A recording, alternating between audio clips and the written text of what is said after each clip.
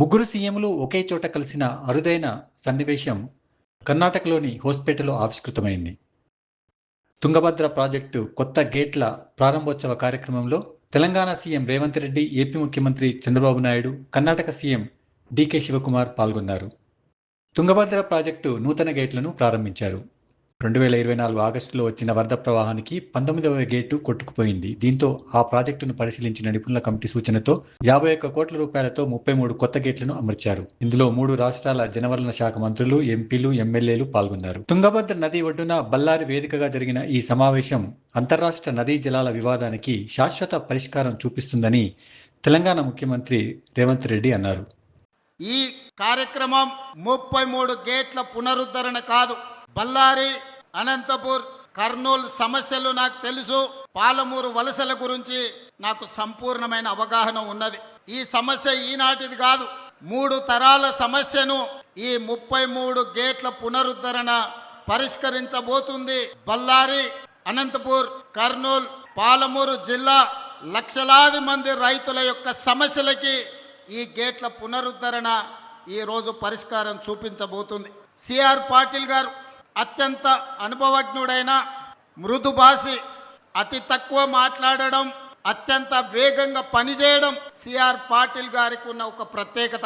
ప్రధానమంత్రి నరేంద్ర మోడీ నుంచి మొదలు పెడితే ఎవరైనా సిఆర్ పాటిల్ గారికి ఒక సమస్యను అప్పచెప్తే 100% ఆ సమస్యని పరిష్కరించి శాశ్వతంగా ఒక మార్గాన్ని చూపిస్తాడని సంపూర్ణంగా విశ్వసించే సిఆర్ పాటిల్ గారు ఈనాడు కేంద్ర జలశక్తి మంత్రిగా ఉండడం ఆంధ్రప్రదేశ్, కర్ణాటక అండ్ తెలంగాణ సాగునీరు, తాగునీరు యొక్క సమస్యలకు శాశ్వత పరిష్కారం దొరుకుతుందని ఈరోజు నేను సంపూర్ణంగా విశ్వసిస్తున్నా.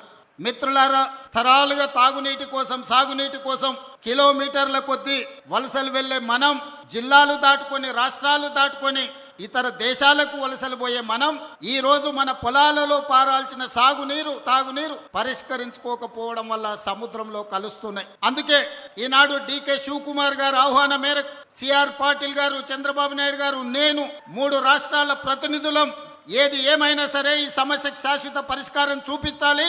ఈ రోజు బళ్ళారి వేదిక కావాలి.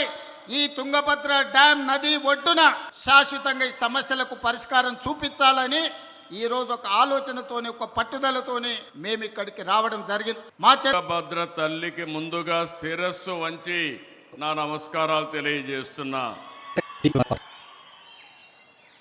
అదే మరి కేంద్రానికి, కర్ణాటక, తెలంగాణ ప్రభుత్వాలకు ధన్యవాదాలు. తుంగా పానం, గంగా స్నానం, అది ఒక సామెత, చాలా ప్రసిద్ధి.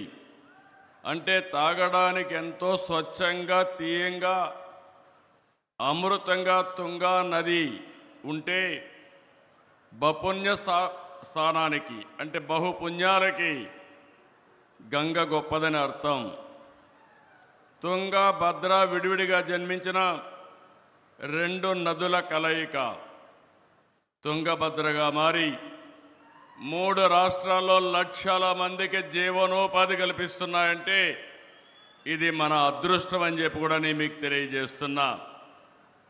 అలాంటి డ్యాముకి 19వ గేటు కొట్టుకొని పోతే ఇమ్మీడియట్గా ఆంధ్ర నుంచి మేము స్పందించడం, ఈనాటి ముఖ్యమంత్రి ఆనాడు ఇరిగేషన్ మంత్రిగా ఉండి చాలా చొరవ తీసుకొని ఇమ్మీడియట్గా స్పందించారు. వారిని మనస్ఫూర్తిగా అభినందిస్తున్నాను.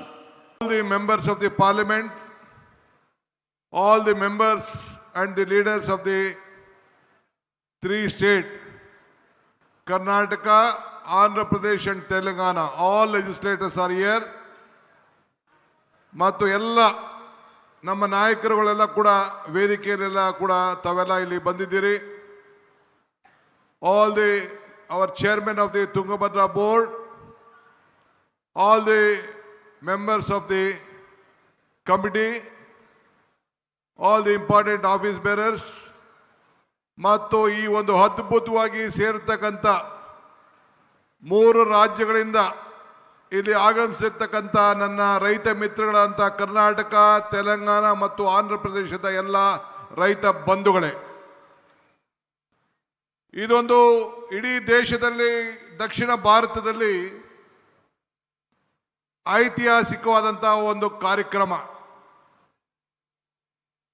ಇವತ್ತು ನಾವು 19ನೇ ಗೇಟ್ ಒಡೆದೋದಾಗ ಮಧ್ಯರಾತ್ರಿಯಲ್ಲಿ ನನ್ನ ಮಿತ್ರ ಮತ್ತು ನನ್ನ ಅಧಿಕಾರಿಗಳು ಫೋನ್ ಮಾಡಿದ್ರು, ಈ ಜಿಲ್ಲಾ ಮಂತ್ರಿಗಳು ತಂಗಡಿಯವರು, ಡ್ಯಾಮ್ ಶೇಕ್ ಆಗ್ತಾ ಇದೆ, ಇಂಥ ಪರಿಸ್ಥಿತಿಯಲ್ಲಿ ನಾವಿದ್ದೇವೆ ಅಂತೇಳಿ. ನಾನು 6 ಗಂಟೆಗೆ ಹೆಲಿಕಾಪ್ಟರ್ ತೆಗೆದುಕೊಂಡು 8:15 ಗಂಟೆಗೆ ಈ ಡ್ಯಾಮ್ ಸೈಟ್ ಹತ್ರ ನಾನು ಇದ್ದೆ. ಬಂದು ನಿಂತು ನೋಡಿ ಏನು ಮಾಡಬೇಕು ಅಂತ ತೀರ್ಮಾನ ಮಾಡಿ, 1 ವಾರದಲ್ಲಿ ಇದ್ದಂಥ ನೀರಿನ ಸಂದರ್ಭವನ್ನೇ ತೀರ್ಮಾನವನ್ನು ಮಾಡಿ, ದಿಟ್ಟ ಪ್ರಯತ್ನವನ್ನು ಮಾಡಿ, ಕೇವಲ 10-15 ದಿನದಲ್ಲಿ 19ನೇ ಗೇಟನ್ನು ಬದಲಾಯಿಸಿ ಈ ಭಾಗದ ರೈತರನ್ನ, ಭತ್ತದ ಕಣಜನ್ನ ಉಳಿಸುವಂತ ಕೆಲಸವನ್ನು ಮಾಡಿ ನನಗೆ ಈ ಒಂದು ದೊಡ್ಡ ಸಾಧನೆ ಮಾಡಲಿಕ್ಕೆ ಅವಕಾಶ ಆಯಿತು. ನನ್ನ ವಿರೋಧ ಪಕ್ಷದವರು ಟೀಕೆ ಮಾಡ್ತಾ ಇದ್ರು. ಶಾರದಾ ದೇವಿ ಆಶೀರ್ವಾದ, ಉಡುಕರಾತ್ರಿ ನಮ್ಮ ಅಜ್ಜಯ್ಯನ ಪವಾಡ, ಹಂಪಿ ವಿರೂಪಾಕ್ಷನ ಕೃಪೆ, ರಾಘವೇಂದ್ರ ಸ್ವಾಮಿಯ ಶಕ್ತಿ, ಇವೆಲ್ಲ ಸೇರಿ ಇಂಥ ಒಂದು ಮಹತ್ವ ಕಾರ್ಯಕ್ರಮವನ್ನು ಮಾಡಲಿಕ್ಕೆ ನಿಮ್ಮೆಲ್ಲರ ಆಸೆ, ನಿಮ್ಮೆಲ್ಲರ ಬಯಕೆ. ಇದರಿಂದ 33 ಗೇಟ್ಗಳನ್ನು ಬದಲಾಯಿಸಬೇಕು ಅಂತೇಳಿ ತೀರ್ಮಾನವನ್ನು ಮಾಡಿ, ಈ 33 ಗೇಟ್ಗಳನ್ನು ಬದಲಾಯಿಸಿ ಈ ನಮ್ಮ 3 ರಾಜ್ಯದ ರೈತರುಗಳನ್ನು ರಕ್ಷಣೆ ಮಾಡಲಿಕ್ಕೆ ಈ ಭಗವಂತ ಇಂಥ ದೊಡ್ಡ ಅವಕಾಶವನ್ನು ಮಾಡಿಕೊಟ್ಟಿದ್ದಾರೆ.